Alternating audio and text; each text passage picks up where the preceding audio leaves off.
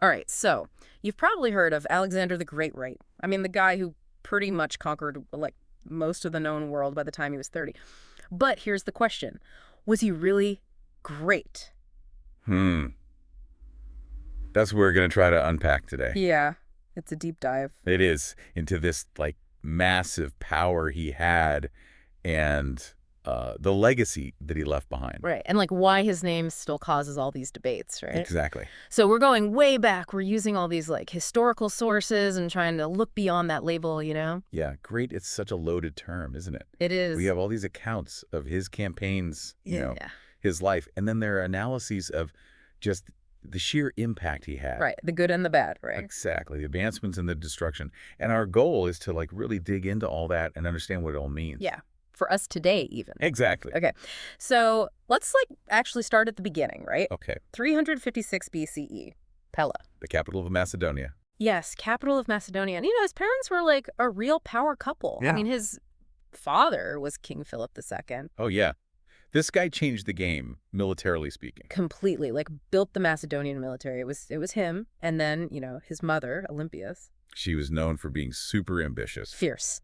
And claimed, like, divine lineage. That's a whole other level. Imagine, like, the dinner conversations in that household. Oh, right? I can't even imagine. But I think that background really tells you a lot, Oh, yeah. Philip II, he didn't just expand Macedonia. He totally revolutionized warfare. Oh, yeah. Like the phalanx. Exactly. Yeah. That tightly packed formation, super long spears. Nobody had seen anything like it. Yeah. And then Olympias. Right. Her personality, her claiming divine lineage, it probably instilled a sense of destiny in Alexander right from the get-go. Like, oh, I meant for big things. For huge things. It wasn't your typical royal upbringing, that's for sure. Not at all. And then we've got his education. This blows my mind. Okay, go for it.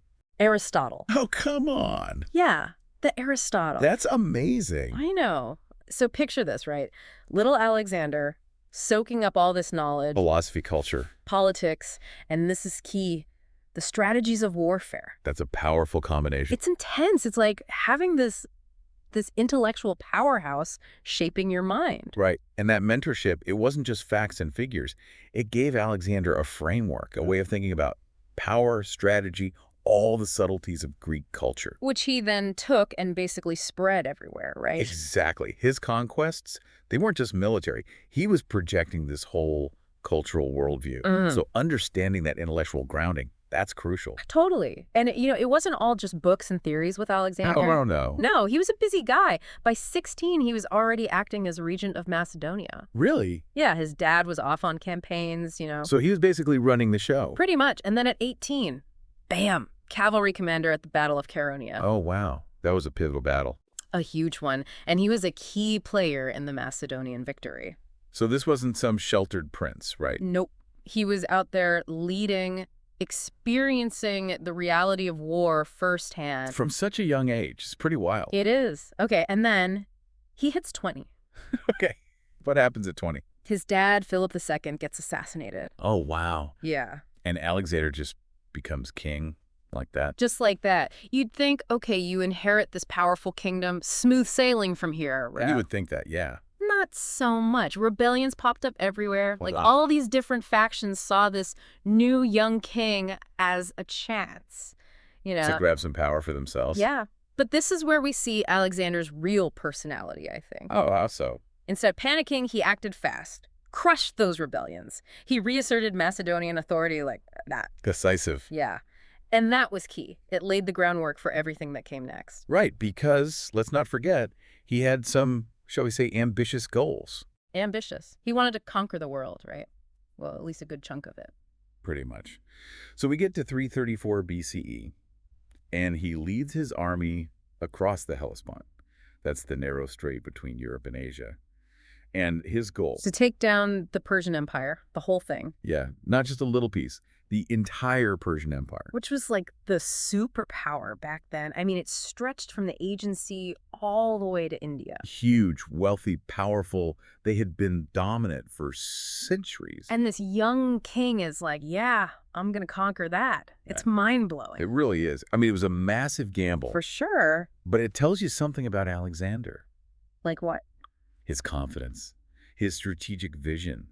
maybe even a little youthful daring. Yeah, like what's the worst that could happen? Right. The odds were stacked against him, but somehow it worked. And it wasn't just luck. This guy was a military genius, right? Yeah. I mean, he just racked up these incredible victories. The Battle of the Granicus River. Boom. First major win in Asia Minor. And then another key victory. But I think Gaugamela, 331 BCE, that's the big one. Absolutely. That's the one they study in military schools even now. Yeah, he went head-to-head with Darius III himself, the Persian king. And just demolished the Persian forces. Completely shattered them. It was basically the end of Persian dominance. It really was. It's a classic example of, brilliant military tactics. Okay, so walk me through it. So he's facing this massive Persian army, way bigger than his own. Yeah. But his deployment of troops, his strategic maneuvers, it was masterful. Yeah. And he was right there in the thick of it, leading the charge. Always. That's Alexander. That's Alexander. So yeah, Gaugamela really opened the way for him to conquer the heart of the Persian Empire. And then he heads to Egypt. Right, and this is where things get really interesting. Oh, yeah. He not only founds Alexandria, this amazing city. One of many Alexandria. Right, he had a thing for naming cities after himself, over 20 of them. I know, but in Egypt, it's not just founding a city, he gets declared the son of Amun. The Egyptian god. That's a big deal. It is. It's like the start of his whole divine ruler thing. Right, which was incredibly smart politically. It legitimized his rule in the eyes of the Egyptians. Because their god, endorsed him. Exactly. But it also fed into his personal ambition. Maybe he actually started believing it himself. You think? It's possible. Mm-hmm. He definitely embraced local customs, but it also started creating friction with his Macedonian troops. Right. They weren't so keen on this whole god-king business. Right. They were more old school. Exactly. And, he didn't stop with Egypt. No, he kept going. Right. Eastward, further and further. Iraq, Iran, parts of Central Asia. Wow. He even married local women, adopted Persian customs. He was all about blending cultures. He was, but that god-king image, it really solidified. And his Macedonian troops were like, dude, what are you doing? Pretty much. They saw it as a betrayal of their traditions, their values. It created this really interesting tension. Right. Like, was he trying to unify this massive, diverse empire? Maybe. Maybe he felt like that was the only way. Or was it just his ego? Maybe a little of both. Yeah. But it definitely caused problems. Oh, okay. So, last big campaign, India. The Battle of the Hydaspes, 326 BCE, up against King Porus. And Porus did not go down easy. Not at all. It was brutal. A really hard-fought victory for Alexander. And after that, his troops had had enough. They refused to go any further. They were probably exhausted. Oh, yeah, years of campaigning. And India's no walk in the park. Definitely not. So even Alexander, the great conqueror, had to turn back. It's a turning point, for sure. He was unstoppable until then. Until India. So military genius, no doubt. But when you start looking at how he used his power, his political decisions, it gets complicated. It does. There's a dark side. Yeah. I mean, the guy could be ruthless, take the siege of Tyre. They resisted him fiercely. But they did. He finally takes the city, and what does he do? It's not good. He crucified something like 2,000 men. Yeah. And Thebes, another major Greek city, they dared to revolt. What happened? He destroyed the city, completely leveled it, Mm-hmm. and he enslaved the entire population. That's brutal. It was. These weren't just strategic moves. This was about sending a message. Instilling fear, yeah. Totally. Like, don't even think about crossing me. And it worked. But at what cost? Right. It makes you question the whole greatness thing, for sure. Absolutely. It forces us to think about what that even means. Yeah. And it wasn't just his enemies, right? Oh, no. He could turn on his own people who were loyal to him. Carminian. Yeah. One of his most trusted generals. Served his father faithfully. Executed. Just because Alexander was paranoid. Thought there might be a conspiracy. Cold. And then there's Clytus the Black. Oh, man. That's a tough one. Saved Alexander's life in battle. And years later, they're drinking, they get into an argument. And Alexander kills him. It's a tragedy. It really shows how power can change a person. And, it just gets worse. As his conquests went on, he became more and more autocratic. Demanding everyone bow down to him. Yeah, prostration. And insisting he was a god. Which was totally against Greek values. Completely. And the Macedonians, they saw it as a betrayal. Of course. So what was going on there? Was it pure ambition? Was he losing it? Becoming delusional? Like full-blown megalomania? Or was it a strategy? Maybe he thought that was the only way to hold this giant, diverse empire together. To have everyone united under one god king. Exactly. It's a tough question. It is. It was probably a mix of all those things. His ambition was huge, for sure. He had achieved so much, maybe he really did start to believe he was divine. Yeah. But, it backfired in a lot of ways and Yeah. created resentment that alienated his own people. Definitely. Okay, but despite all that, his legacy is undeniable. Oh, absolutely. After he died at 32, the world was never the same. The Hellenistic era, that was his doing. Yeah, like Greek culture, language, art, architecture, it spread like wildfire. Across Europe, Asia, Africa, Alexandria became this center of knowledge with the famous library. Yeah, the Library of Alexandria. Amazing. And you see Greek influences in places you'd never expect. Like where? Early Buddha statues in Gandhara. That's in modern-day Pakistan. Wow.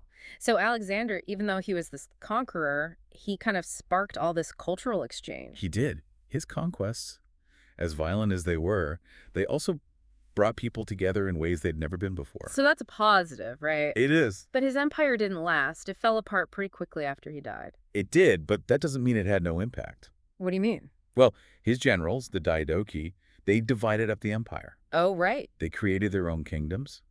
The Seleucid Empire in Persia, the Ptolemaic dynasty in Egypt, these lasted for centuries. So his influence lived on through them. Absolutely. And those successor states, they kept spreading Hellenistic culture. They had a major influence on the world for a long time. It's wild to think about how this one guy in such a short life could change things so much. It is. And it's crazy how many people, like even centuries later, were inspired by him.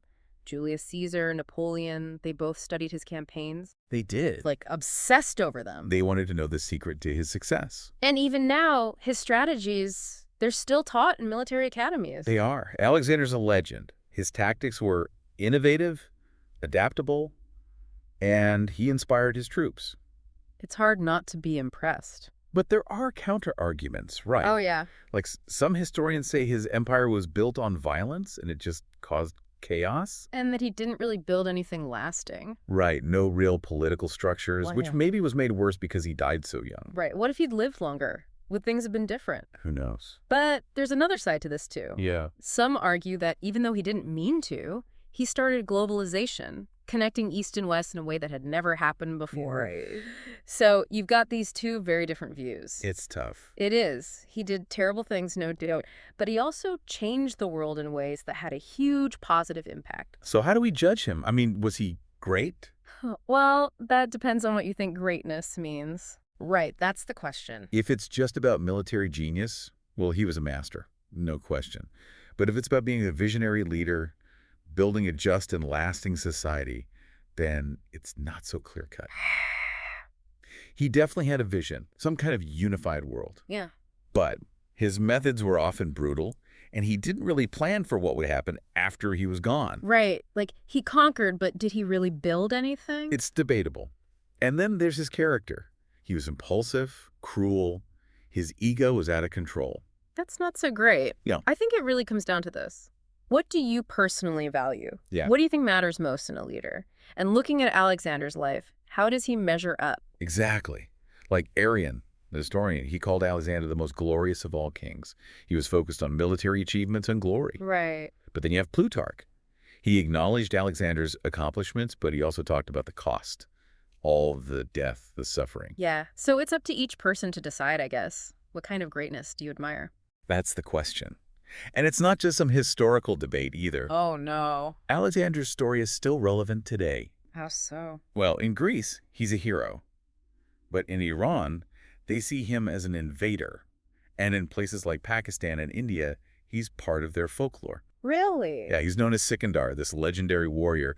They even have stories about him fighting their local heroes. Oh, wow. That's amazing. And his name is everywhere, right? Streets, statues, cities. He's become this symbol of ambition, conquest, a certain kind of charisma. People are still fascinated by him. They are, but here's the crazy thing. We don't have anything written by Alexander himself. Oh, that's right. Everything we know is from other people writing centuries later. They all have their own biases, their own agendas. Exactly. It makes you wonder, how much do we really know about the real Alexander? It's hard to say. I think in a way he's like a mirror. What we see in him, whether it's the visionary or the tyrant, the hero or the villain, it says a lot about us. That's very true. Our own views on power, leadership, they all come into play when we try to understand him. Totally. And that's part of what makes him so fascinating to study, I think. We're constantly trying to figure him out, but we're also learning about ourselves in the process. I like that. Yeah, it's like a conversation across time. Okay, so wrapping things up, Alexander. Complex guy. Brilliant military mind. Ruthless. Ambitious to a fault. Change the world, for better or for worse. Both. He really makes you think about what greatness means. So to our listeners, after hearing all this, what do you think? Was his impact on the world ultimately positive? Negative? Or something in between? Probably a lot of in between. And here's one last thought. Okay, hit me. Given everything we've talked about, the fact that we don't have his own words, just these interpretations from other people, Yeah. how much of Alexander the Great is actually history and how much is legend? Good question. A legend shaped by everyone who's told his story over the centuries. It's something to think about. It is. And maybe do some more digging of your own. Exactly. There's always more to discover.